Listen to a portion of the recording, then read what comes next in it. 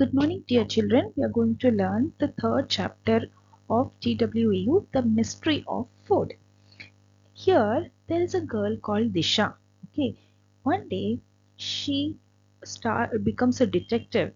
You know why? Because she lost her tiffin box in her school.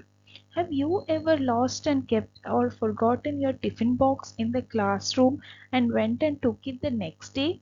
And did you find any change in your tiffin box? So this made the lost tiffin box makes her a detective. And do you know why? Because one day she brought uttapam to school. You know what is uttapam? It is a dosa mixed with vegetables. You can make onions, cut onions into the dosa and make it onion uttapam, carrot and make it carrot uttapam. Any vegetables you can make it. It looks like a pizza, right? You can also add cheese and paneer and mushrooms and vegetables, corn and all that and make it a mixed vegetable uttapam. You can add anything to this dosa and it tastes very yummy. So one day Disha brought this yummy tasty uttapam to school and she did not eat fully. She kept little balance. Without eating fully, she closed her tiffin and she kept it without washing. And it was a Friday and Saturday and Sunday was a school closure. And what happened? She went and took her tiffin box on Monday. She opened to see this. Oh my god, this yummy tasty uttapam. This girl Disha did not eat fully. And what happened? It looked like triong, triong, triong. What are these? These are microbes. Microbes are extremely small living things that you can see with a special piece of equipment or a microscope that can cause disease. So microbes are not friendly then, and how does it look or what is it we can feel? They taste yucky when you eat the microbe affected food. When microbes are there and it turns the food like this, a colony of thousands of microbes make a mold. So if you see the mold in the food, it tastes yucky. It smells very bad and the appearance also looks horrible. Okay, so this happened. The mold, because of the microbes, the food there was mold in the food. And let's see what does it all about. You know, the microbes, there are good microbes and bad microbes. Bad microbes spoil our food and they are very injurious for us. But what about the good microbes? They, milk which turns into curd. So bacteria in milk change sugar into acid, which thickens the milk and gives it a tangy taste. Why does milk turn into curd? Because of the presence of good microbes. And do you know how where are all these microbes found? Microbes are found in soil, water, the air around us. You can find inside the soil, you can see thousands and lakhs and crores of microbes. Same way in the water also there are microbes everywhere. Inside human beings also you can find microbes. And plants and animals also you can find small microorganisms. And what causes these microbes to grow, or why do some food spoil faster? Microbes love moisture. Okay, they easily grow in moisture. So see the strawberries, they're little moist and microbes grew and this mold is formed. Same way in in a sandwich, there is, see, it's broken and air goes inside and then it gets spoiled. And if the temperature is right, it should not be extremely hot or extremely cold. If it's the right temperature, microbes grow and forms mold and spoils the food. And how can we save our food from spoilage? One method is drying and dehydration. You know what is dehydration? When we remove all the hydration or water from a particular object or body, it is called dehydration. So in order to avoid ourselves from dehydration, we should drink lots of water. to make our body stay hydrated. Same way, in the food also there will be moisture, and we need to dry and dehydrate them and remove the moisture so that microbes cannot grow. So black tea, in tea leaves, the tea leaves are dried up so that we can use it in longer periods, because there won't be any microbes, because it's very dry and there is no moisture content. Fruits, we can dry the fruits. We can seafood, have you seen the fishes, dried fishes? They all are dried and removed, the water is moisture content is removed. Same way it is chili, we dry the chili and powder it and store it. And there is nuts and grains, and daily is something which we don't use in the South India. So the food can be dried and the moisture can be removed. Okay, that is drying and dehydration. That is one method where we can save our food from spoilage. What is the second method? It is pickling and oiling. You know what is pickling? You put pickles, right? Your parents put pickles, make pickles. So oil keeps out air and stops the growth of microbes. In pickle, what happens is we don't add water in the pickles. Have you ever noticed how pickle is prepared? We never add water to the pickles. The juice from the fruits or vegetables, whatever we use as pickle, only is used. We don't use any additional pickling. Apart from that, we pour oil on top of them. Okay, why do we use oil? So that the microbes can't go inside and spoil the food. So we use lots of oil. Apart from that, we also add lots of salt. So salt and oil keeps away the microbes. What is the other method? The other method is refrigeration and freezing. As I told you, extreme heat and extreme cold. If you keep it in fridge, it does not avoid the growth of microbes, but it slows down the growth of microbes. So we keep everything frozen or we keep it in fridge, right?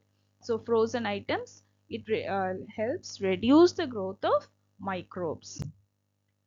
And buttermilk. So we make butter, and the water is called, the water comes after that preparation of butter is called buttermilk.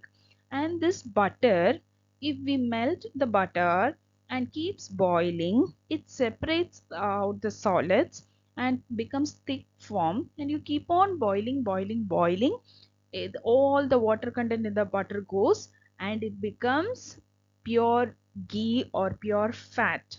So this pure fat does not have any water content. So ghee is a pure fat which does not have any water content, moisture, and it will stay for a lifetime. In the same way, idli batter, we grind the rice and the dal and we mix it and keep it for fermentation overnight.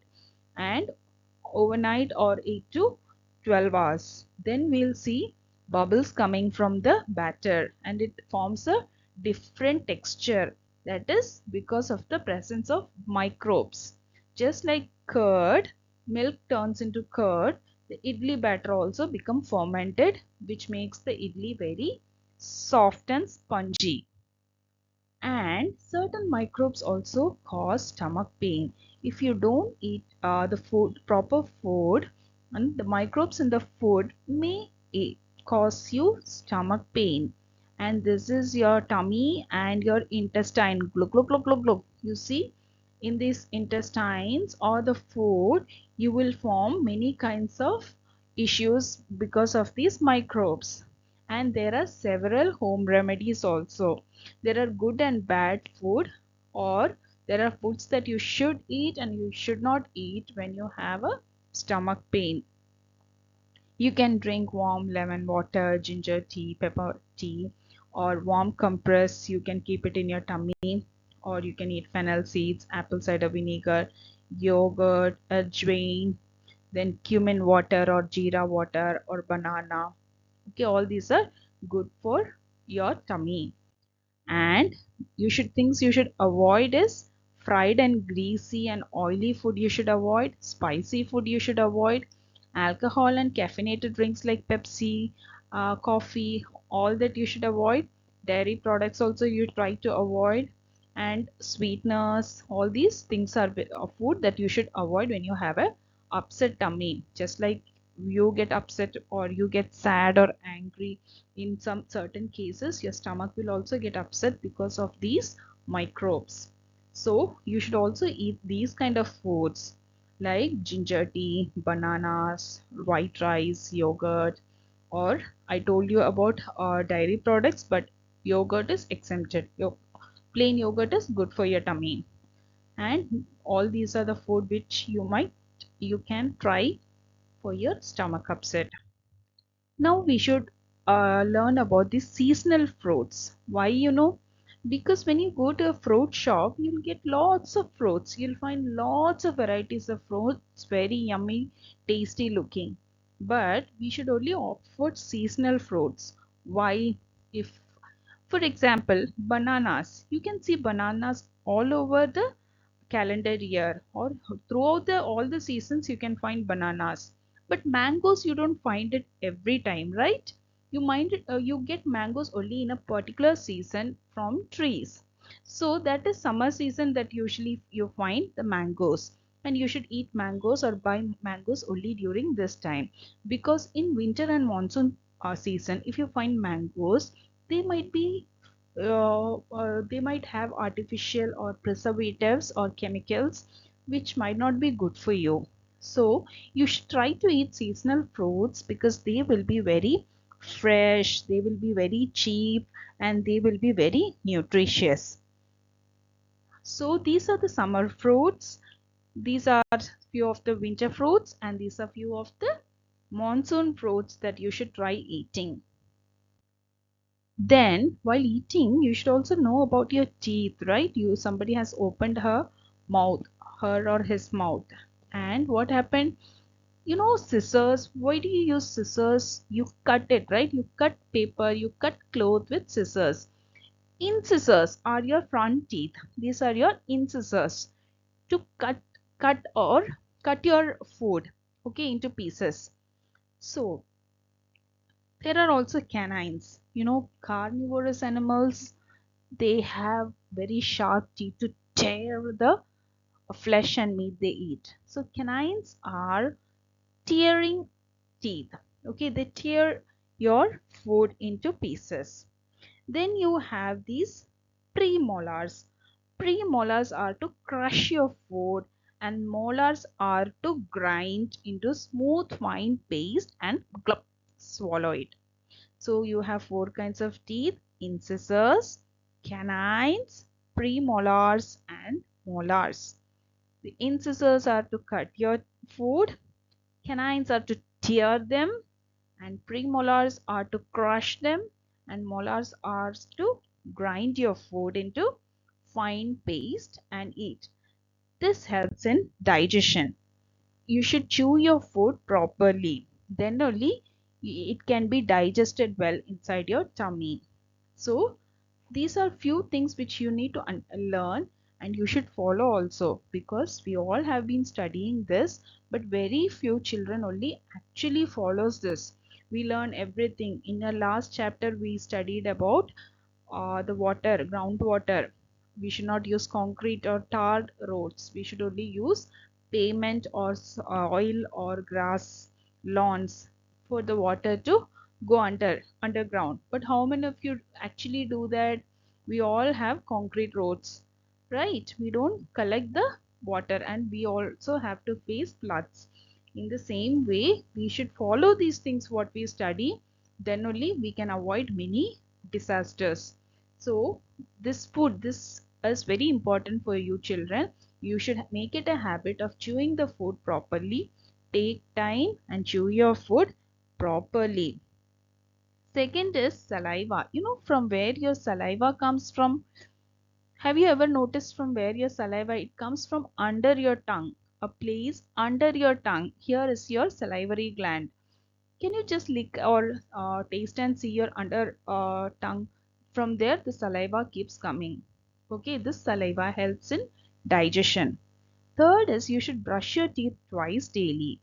This doesn't mean that morning you go and brush and you brush 2 times. That is not the way.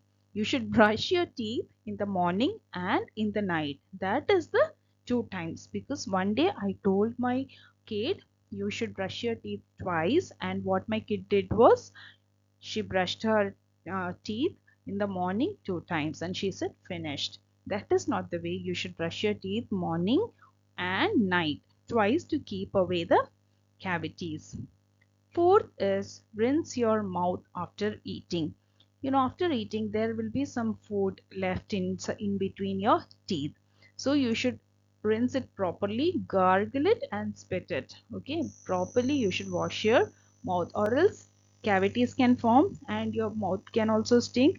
And sometimes after eating food, you don't wash your mouth and go to your friends and you crack some jokes, ha ha ha, and your leftover food can be seen in between your teeth. So you should always rinse your mouth after eating, and you should also not gulp your food. You should eat them slowly or else you will choke. So slowly gulp your food. I mean, sorry, you should not chew your food properly. You should not gulp your food. And then, as I said, you should eat your food slowly. Why you should eat your food slowly? One thing is you can chew properly and you can avoid choking, but it takes your body at least 20 minutes to realize it's full. So by the time you know your tummy is full, it takes 20 minutes late. So if you eat fast, your body can't let you know that I'm full, stop eating. Okay, so it takes at least 20 minutes for your body to realize that it's full. So eat your food slowly. Now I'll tell you some interesting facts from your textbook. India is one of the largest producer of millets in the world. Millets, there are different types of millets. Foxtail millet, finger millet. There are many types of millets. These are very essential for your body because it has lots of nutrients. And interestingly, India is the largest producer of millets in the world. Okay. So you can see which all states are producing these millets. Second is India is one of the largest producers of bananas in the world. You can see the banana tree or the plantain anywhere you go in India. Most of the places will have a plantain or a banana tree. So India is one of the largest producers of bananas in the world. Okay. See this much, 34%, 34.5 of the total production. And India is also one of the largest producers of pulses or dal in the world. You see, these are pulses or dal. There are different types of pulses or dal, and you can find this dal you might have noticed. Okay, in the same way you can see the pulses and make out there we have lots of varieties of pulses, and India is one of the largest producers of pulses in the world. And you know about bamboos? In northeast India, or you can see the eastern states of India, they make houses out of bamboos. Okay, they also use bamboo shoots to prepare curries or food. Okay, in making houses, in making furnitures, for everything they use bamboos. And do you know about India's thalis or sadhya? This is the sadhya, which in South India or in Kerala, it's very famous. Okay, in sadhya we'll have rice, papad, dal, many varieties of curries, which we use our hand to eat usually.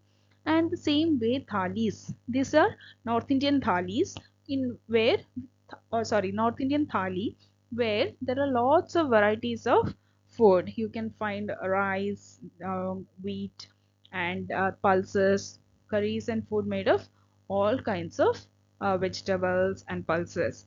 So it serves as a rich, balanced diet. You know what is a balanced diet of food? Which has all the sufficient necessary nutrients required for our body. So these thali or sadhya will have all these nutrients. That's why it serves as a rich, balanced diet. And usually we eat these kind of food. These are our traditional food with our hands, right? Be proud to eat with your hands. Why? Because benefits of eating with hands is you can always taste or feel the texture of your food with your hands better than with spoon. If you use a spoon, will you know if the papad is soft or very crunchy? So if you use your hands, you can mix it in a proportional way, and it prepares your stomach to digest also if you eat with your hands, because you squeeze it and you crunch it and you eat it with your hands. So better than with spoon, it helps in better digestion. And then you know about fermented rice. This is paramkanni, pakhala, or this fermented rice is eaten in many parts of India because it cools down the body, and it is full of good bacteria, probiotics. Okay, so in olden days, people used to have, the working class people usually have this fermented rice before they go for their work, because it gives them lots of energy and all the nutrients or positive food microbes they need for their body. So you can also try eating paramkanni or pakhala once in a while, and try if and check if your body feels bit colder than before or energetic than before, because it contains lots of probiotics.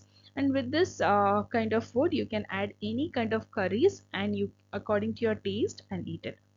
Okay, thank you children. I hope apart from your studies, I hope you will follow all these rules in your life. Whatever you learned, you will follow it. Okay, thank you so much.